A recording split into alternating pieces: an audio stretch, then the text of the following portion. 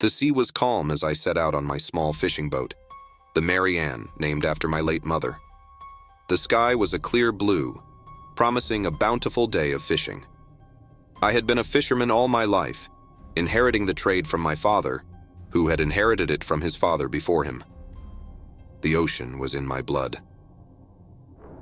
As the sun climbed higher, I steered the boat farther from the shore, searching for a promising spot to drop my lines. After a few hours of steady sailing, I found myself in an area I had never ventured to before. The water was unusually still, almost unnaturally so. I shrugged off the uneasy feeling creeping up my spine and cast my nets. Hours passed, and I began to doze off under the warm sun. Suddenly, a violent tug on my line jolted me awake. Excitement surged through me as I wrestled with the line, the strain testing the strength of my arms.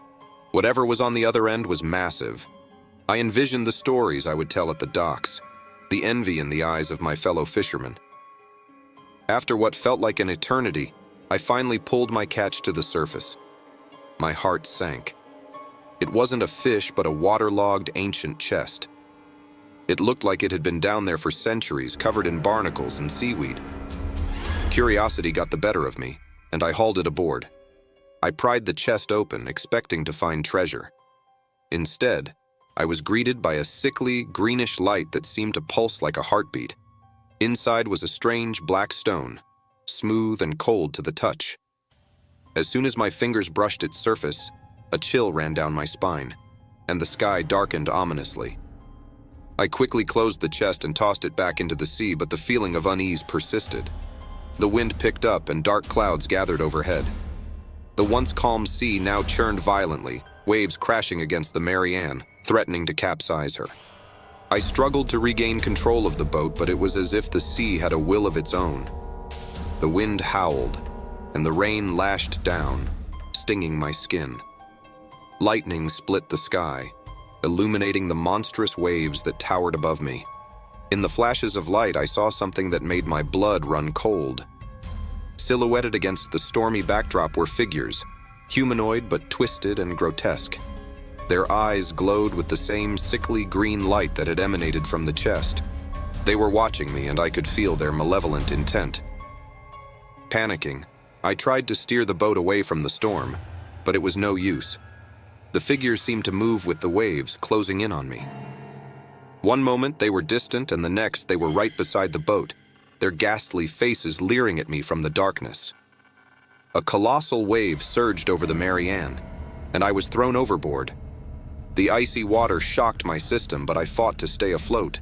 The figures surrounded me, their bony hands reaching out, dragging me down into the abyss. I struggled, my lungs burning as I fought to hold my breath. As I was pulled deeper, I saw the chest again, glowing ominously in the darkness.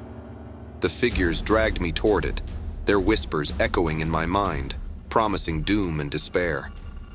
Just as I was about to lose consciousness, I felt a sudden jolt. I was back on the surface, gasping for air. The storm had passed, and the sea was calm once more. I looked around, but there was no sign of the figures or the chest. The Mary Ann was still afloat, bobbing gently on the now placid water. I climbed back aboard, shivering and exhausted. The sun was setting, casting a golden glow over the tranquil sea. It was as if the storm had never happened. But I knew better. I could still feel the icy grip of those ghastly hands and hear their haunting whispers.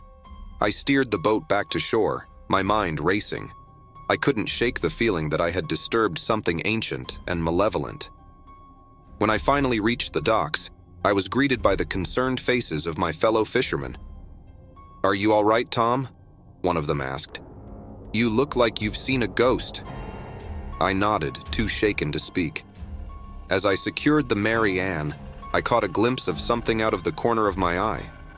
There, in the water, I saw the chest, slowly sinking back into the depths, its green light fading into the abyss.